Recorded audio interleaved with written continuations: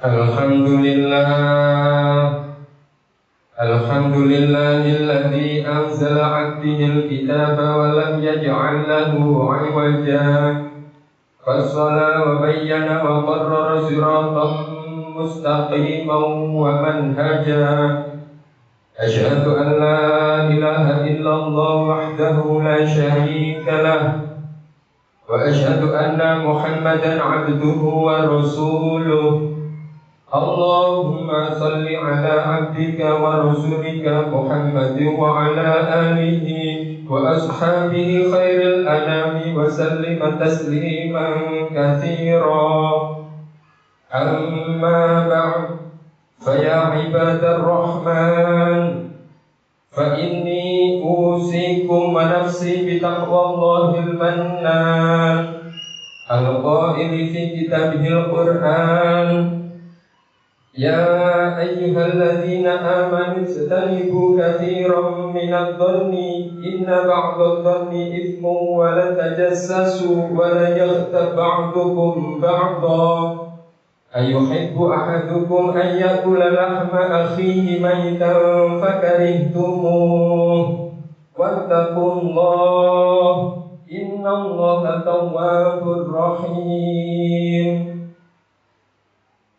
Ma'asyiral muslimin, jamaah salat Jumat rahimakumullah. Menjadi kewajiban bagi kita untuk senantiasa mengungkapkan rasa syukur biqauli alhamdulillah sebagai wujud terima kasih kepada Allah Subhanahu wa taala yang telah menganugerahkan nikmat yang tak bisa kita hitung satu persatu. Semoga kita senantiasa mendapatkan tambahan nikmat dari nikmat-nikmat yang telah kita syukuri ini dan menjadikan kita orang-orang yang bertakwa. Allah Subhanahu wa taala berfirman tentang hubungan antara ketakwaan dengan syukur. Walaqad nasarakumullahu bi Badrin wa antum adillah fattaqullaha la'allakum tashkurun.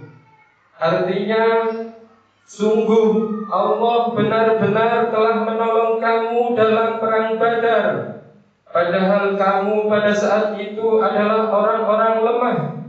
Karena itu bertakwalah kepada Allah agar kamu bersyukur. Quran Surat Ali Imran ayat 123. Ma'asyiral muslimin, jamaah salat Jumat rahimakumullah.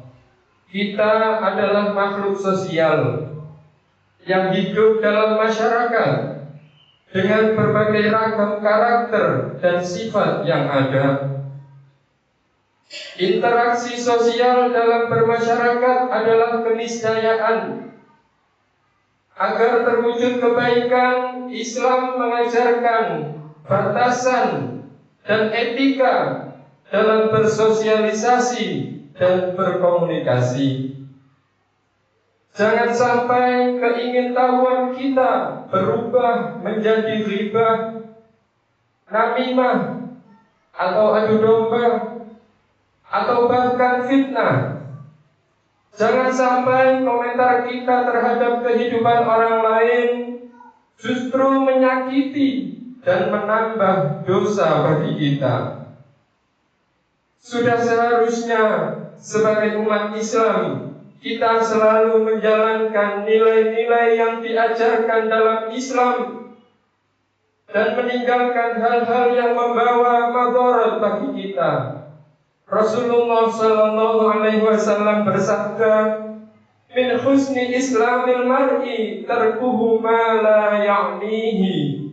Artinya, di antara keindahan Islam seseorang adalah meninggalkan hal-hal yang tidak bermanfaat. Riwayat Imam At-Tirmidzi. Di antara hal-hal yang bisa membawa madarat adalah mencampuri urusan orang lain tanpa diminta. Suka ikut campur pada urusan orang lain bisa membawa banyak dampak negatif. baik bagi diri sendiri maupun orang yang dicampuri urusannya.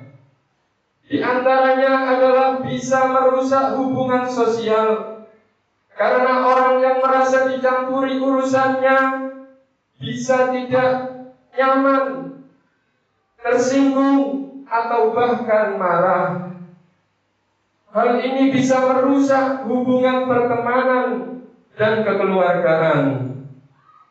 Campur tangan yang tidak pada tempatnya juga bisa memicu kesalahpahaman atau bahkan pertengkaran.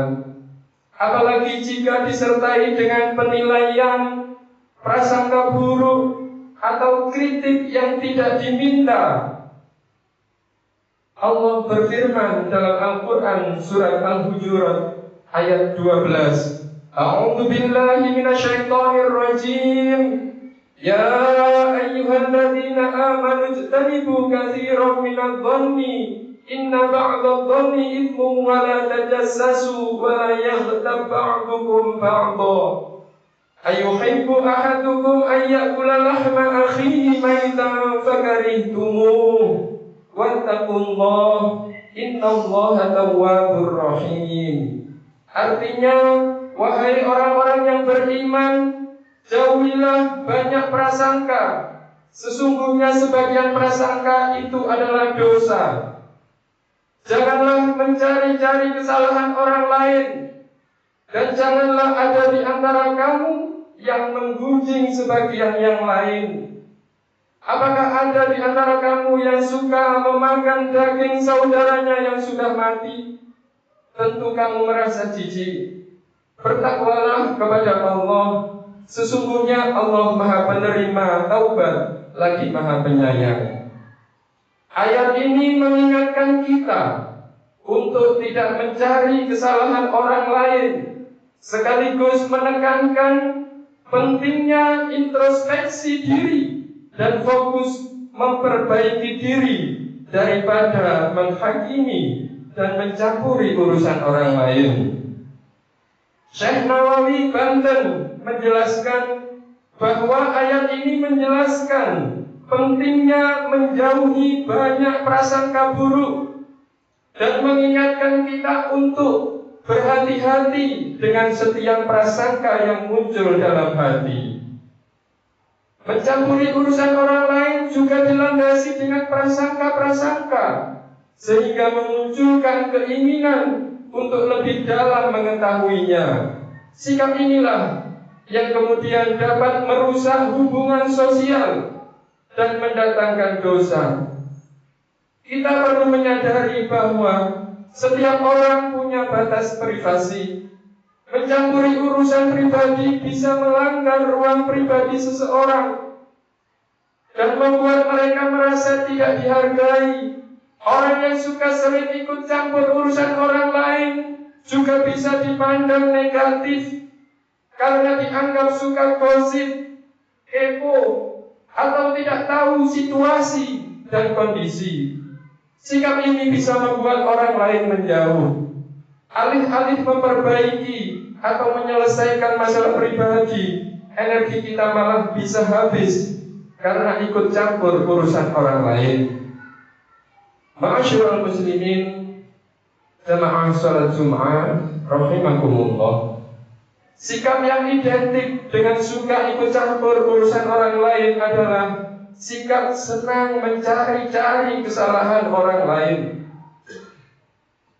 Dalam sebuah tafsir, Imam At-Tabari menjelaskan makna dari wala tajassasu, yang artinya janganlah mencari-cari kesalahan orang lain, adalah sebuah larangan keras Allah Subhanahu wa ta'ala pada perbuatan saling mengintip atau mencari aib orang lain. Perbuatan ini dikategorikan sebagai dosa karena menunjukkan sikap tidak hormat atau mencampuri urusan pribadi yang tidak seharusnya.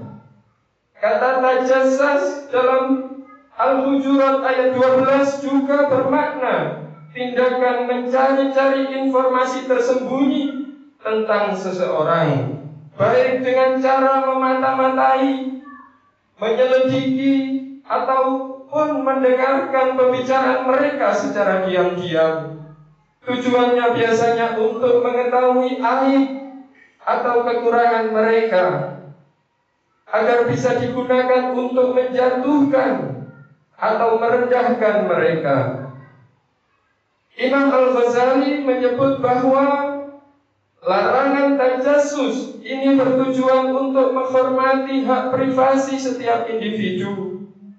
Setiap orang berhak untuk menjaga kerahasiaannya dan tidak boleh dipaksa untuk membuka apa yang dia rahasiakan. Upaya mencari-cari kesalahan orang lain biasanya berawal dari prasangka buruk dan dapat memicu kesalahpahaman dan perselisihan. Karena itu, ma'asyiral muslimin rahimakumullah, mari kita hindari, jauhi, dan tinggalkan sikap senang ikut campur urusan orang lain dan mencari-cari kesalahan orang lain. Perlu kita ketahui bahwa jika kita memakai kacamata kebencian dan suudzon pada orang lain, maka kebaikan yang dilakukannya pun akan terlihat buruk di mata kita. Sehingga mari kita pakai kacamata husnudzon dalam memandang orang lain. Insya Allah kebaikan dan kemaslahatan akan tercipta dalam hubungan dan interaksi kehidupan kita di tengah-tengah masyarakat.